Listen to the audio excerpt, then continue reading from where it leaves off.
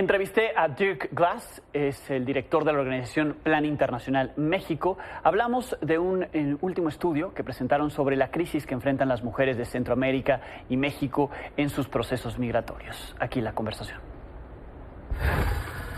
Plan Internacional es una organización civil que hace distintos estudios. Acaban de presentar este último estudio, el cual leo: lanzamiento de este estudio, Mujeres Adolescentes en Crisis, la vida en contextos de movilidad en la región de Centroamérica y México. ¿Qué hallazgos tuvieron? Yo creo que el hallazgo más grande es que ya una gran cantidad de las niñas que se mudan es por tema de violencia de género. Sí. Entonces, en sus hogares, en su comunidad, sufren mucho de amenazas, de violencia. Entonces, ellos deciden por su propia cuenta muchas veces ya de mudarse a países como México, preferiblemente todavía seguir hacia Estados Unidos. La primera señal, entonces, o motivo, podría ser, de salir de su país tiene que ver con violencia de género, lo que ellas están enfrentando. En ese estudio indican que todavía el primer objetivo son las oportunidades. Okay. Oportunidades, educación, pero luego viene la violencia. Sí. Lo que hace 10 años era muy diferente. Entonces, si hagamos este estudio en 2 o 3 años, podemos ver un incremento otra vez en esa cifra. O sea, esa es la proyección. Sí. Yo veía 4 de cada 10. O sea, 4 de cada 10 adolescentes, mujeres, migrantes, sufren violencia desde el origen, desde las ciudades donde están saliendo, en su casa. En su casa, en su comunidad, violencia de género, violencia sexual. O sea, es un parte de su vida cotidiana.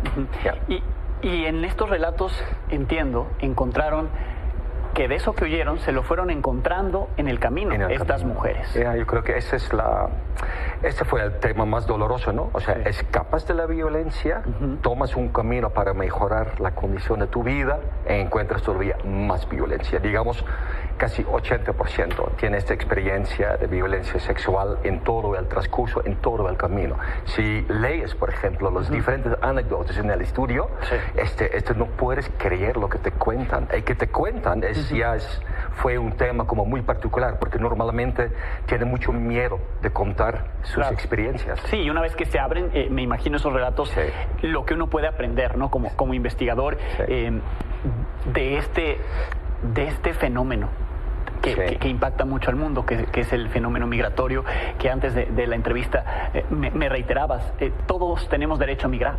No es que estén haciendo nada ilegal. O sea, pero hay diferentes formas. Nosotros recomendamos mucho en, digamos, los lugares del origen que la hagan de forma bien preparada, que piden sus documentos, que lleven sus documentos escolares.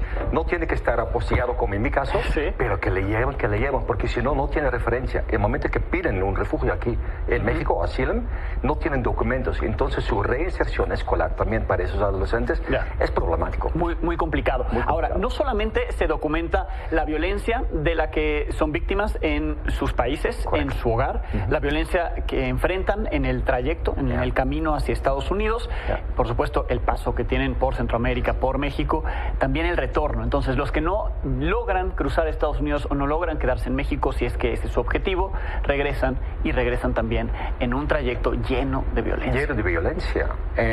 Otra vez cuando llegan a su camino de origen, otra vez la van a intentar de nuevo. Ojalá mejor preparado, pero la van a intentar de nuevo, porque la violencia no se quita. O sea, eso es algo como que es súper doloroso para nosotros también, porque es muy difícil de responder adecuadamente a esta problemática. Ahora, el hecho de que huyan de un hogar, de un contexto de violencia, también impide este factor que tú dices. Deberían de llevar sus papeles, es lo que les recomendamos, pero si huyen, no tienen tiempo ni siquiera de reunirlo todo, porque tienen que salir de ese lugar en el que están sufriendo. Es correcto, es correcto. O sea, muchos ya vienen huyen por extorsión o por un potencial secuestro. Entonces, muchas mamás ya simplemente les dan 24 horas y llevan absolutamente todo lo que encuentran, pero no preparan, no tienen impreso a sus calificaciones, no tienen impreso nada. Entonces llevan lo que pueden y se van. ¿Nos puedes contar de dónde son estas mujeres? Porque siempre que hablamos de migración y de las migrantes, en este caso, que pasan por México o que buscan llegar a Estados Unidos, pensamos que son migrantes de Centroamérica, pensamos que no son de México, y ahí hay un hallazgo importantísimo. Correcto. ¿Quiénes son estas mujeres? Son mujeres de empezamos con Venezuela, Colombia, Nicaragua, El Salvador, Honduras, Guatemala y México. O sea, pero también hemos visto personas de Nigeria, de África Este, de Europa Este. Ya vienen de todo. O sea, todo el tema migración ya es un tema global. Ya se encuentra toda la globalización. Sí, no está focalizado en una sola región, aunque seguramente serán muchas más de Centroamérica. Pero me llamó mucho la atención que México, y ya no somos un país solo de tránsito, también somos un país que expulsa muchos migrantes, pero en los motivos, ¿no? Este motivo de violencia también. Exactamente. México históricamente ha sido un país de expulsión. Sí. O sea, trabajo temporal, reunificación familiar, todo eso. Claro. Pero ahora ya es la violencia también. Entonces lo que tú encuentras, Alejandro, en el norte del país, ya son familias mexicanas que se huyeron su hogar por el tema de extorsión, el tema de trata, en el riesgo que están corriendo en sus comunidades.